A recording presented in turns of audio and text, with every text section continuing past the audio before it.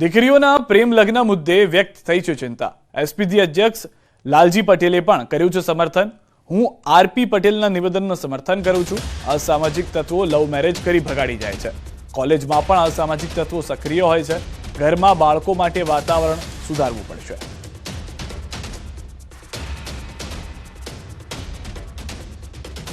जो घरनी अंदर वातावरण एवं बने कि घर सभा करवामां आवे, माँ बाप ने पूछीने जो दीकरी के दीकरा संस्कारी वातावरण ऊभुं थशे तो चोक्कस आवी घटनाओं में परिवर्तन आवशे ने आवी घटनाओं पण ओछी बनशे। जेटली पण घटनाओं बने छे ने जे अमारी सामे आवे छे ने गुजरात में जेटली पण घटनाओं बनती हशे एमां मोटा भागना जे लोको असामाजिक तत्वों काम धंधो करता ना होय कई ना करता होय एवा लोको मोटा भागे आवीता प्रेम लग्नो करीने भगाड़ी जता होय छे।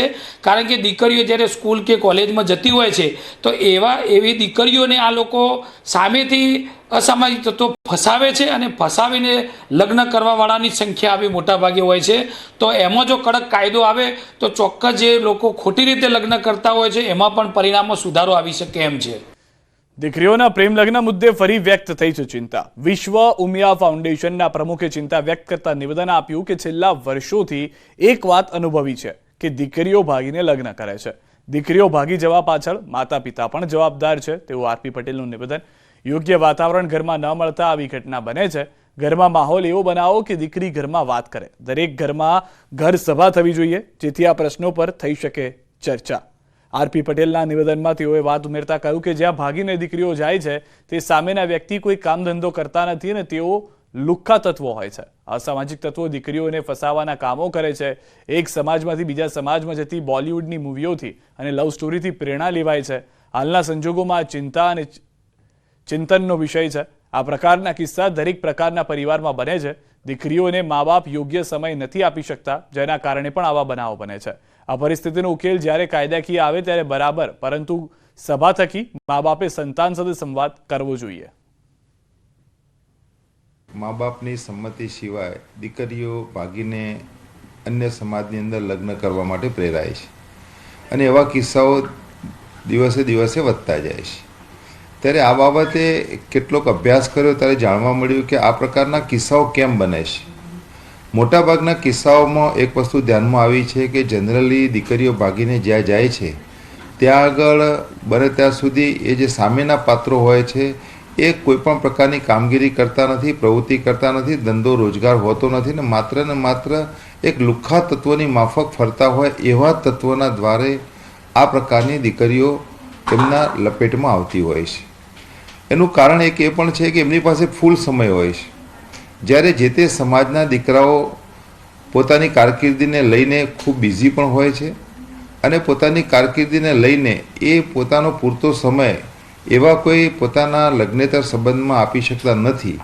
પરિણામે આ પ્રકારના જે અસામાજિક તત્વો છે કે જે જાણી જોઈને ઈરાદાપૂર્વક દીકરીઓને ભોળવીને એમને છેતરીને કપટ કરીને એમને ફસાવાના જ કાર્યની અંદર લાગેલા છે।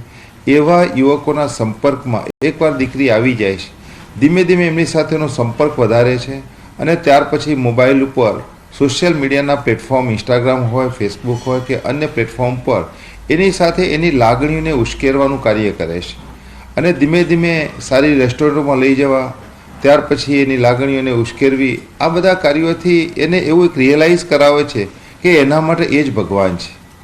અને ઘણી વખત તો અત્યારે જે બોલિવૂડના પિક્ચરોની અંદર પણ જે પ્રકારની પરિસ્થિતિ આવે છે કે લવ સ્ટોરીના નામે જે પ્રમાણે એક સમાજની દીકરી બીજા સમાજની અંદર કે બીજા કોમની અંદર લગ્ન કરે તો એને સારામાં સારી લવ સ્ટોરી ગણી શકાય। એ પ્રકારની એક ઉત્તેજના સભર જે ફિલ્મો જે બને છે એને લઈને આજની કિશોરાવસ્થામાં પ્રવેશેલી દીકરીઓમાં જે પ્રકારની એક માન્યતા બંધાય છે અને એને લઈને જે પરિસ્થિતિ બને છે, જે પ્રશ્નો બને છે, ત્યારે એવા સંજોગોની અંદર હાલના સંજોગોમાં સમાજે ચોક્કસ એની અંદર વિચારવાની, ચિંતન કરવાની, મનોમંથન કરવાની જરૂર ઊભી થઈ છે એવું મારું સ્પષ્ટ માનવું છે। કેટલાય સમયથી કડવા પાટીદાર સમાજ દ્વારા વિવિધ રૂઢિઓ અને કુરિવાજોને ડામવા પ્રયાસ હાથ ધરવામાં આવ્યા છે, જેના હેઠળ સાબરકાંઠાના હિંમતનગરમાં કચ્છ કડવા પાટીદાર સમાજમાં પ્રથમ યુવા તેમજ મહિલા સંમેલનમાં 25 જેટલા કુરિવાજોને તેમજ રીતિરિવાજો, રૂઢિ સામે પૂર્ણ વિરામ મૂકવાની પહેલ હાથ ધરવામાં આવી છે, જે હેઠળ કાર્યક્રમમાં હાજર તમામ લોકોએ કુરિવાજોને બદલવા માટે શપથ લીધા અને આગામી સમયમાં સમાજની દશા અને દિશા બદલાય તે માટે સંકલ્પ લીધો. આ કાર્યક્રમમાં અંદાજે 7,000 જેટલા યુવાઓ તથા મહિલાઓ એક સામાજિક બદલાવની શરૂઆત કરવા માટે ભેગા થયા. આ સંમેલનની અંદર 7,000 થી 8,000 બહેનો અને યુવા દીકરીઓ ભેગા થયા હતા અને એના પરથી એવું લાગ્યું કે આપણને આપણી આ સમાજના આવા સંમેલનો અલગ અલગ જગ્યાએ અલગ અલગ રીતે કરવા જોઈએ અને એના થકી સમાજની દશા અને દિશા બંને બદલવાનો મોકો મળે છે. યુવા જાગૃતિ સંમેલન યોજવામાં આવ્યું છે. એનો મુખ્ય હેતુ હતો કે મહિલાઓમાં અને યુવાઓમાં જાગૃતિ આવે. હિન્દુ એકતા પર બોલ્યા છે પૂર્વ નાયબ મુખ્યમંત્રી નીતિન પટેલ. તેમણે કહ્યું, હિન્દુઓમાં એકતા ઓછી છે, જ્ઞાતિ એકતા વધુ. જ્ઞાતિ પર તકલીફ પડે તો બધા થઈ જાય છે ઊભા એક સાથે. આપણે હિન્દુના નામથી એક થવાની જરૂર છે. આપણા દરેક સમાજમાં યુવક યુવતીઓની સંખ્યા ઓછી છે, તે એક ચિંતાનો વિષય છે, એમ પણ તેમણે ઉમેર્યું. કડીમાં સમસ્યા વૈષ્ણવનો જીવનસાથી પસંદગી મેળો યોજાયો હતો, જેમાં પૂર્વ નાયબ મુખ્યમંત્રી નીતિન પટેલે આ વાત કરી છે. દરેક હિન્દુ ધર્મની આપણી જ્ઞાતિઓથી બનેલો આપણો આખો સમાજ છે. કમનસીબે આપણે હિન્દુ એકતા ઓછી છે, જ્ઞાતિ એકતા બહુ છે. જ્ઞાતિ ઉપર કોઈ તકલીફ પડે તો બધા ઊભા થઈ જાય, દોડતા થઈ જાય, જે કરવાનું એ કરવાની તૈયારી કરે.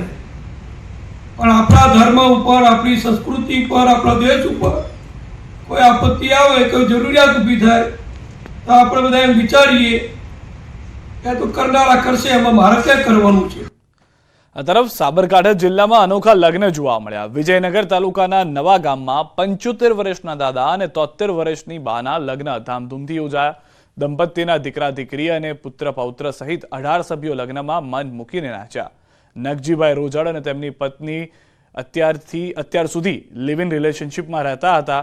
જો કે આ સમાજમાં ઉત્તર ક્રિયા માટે કાયદેસર લગ્ન જરૂરી હોય છે, જેથી સમાજના રિવાજના કારણે દંપતી ઢળતી ઉંમરે લગ્ન કરીને કાયદેસર પતિ પત્ની બન્યા. આ વૃદ્ધ નવયુગલના સંતાનોએ પણ તેમના લગ્નને વધાવ્યા અને વાજતે ગાજતે બંનેનું સ્વાગત કર્યું. લગ્નમાં આખું ગામ ઉમટ્યું હતું.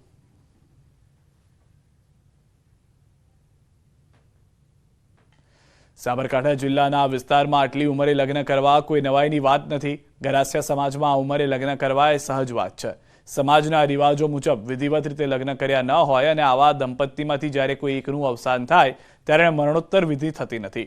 ઉત્તર ક્રિયા માટે કાયદેસર લગ્ન હોવા જરૂરી છે. આ વિસ્તારમાં અગાઉ પણ આ પ્રકારે લગ્ન યોજાઈ ચૂક્યા છે.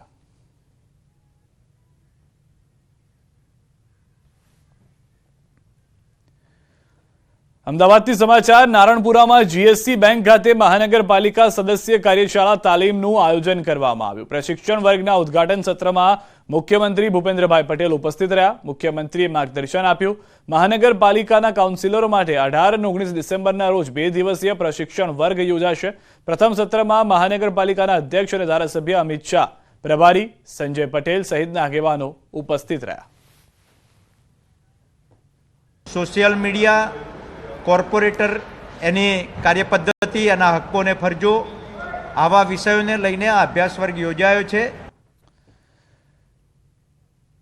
સમાચારોમાં હાલ રોકાઈશું એક વિરામ માટે. આપ જોડાયેલા રહો ગુજરાતની number 1 news channel news 18 Gujarati સાથે.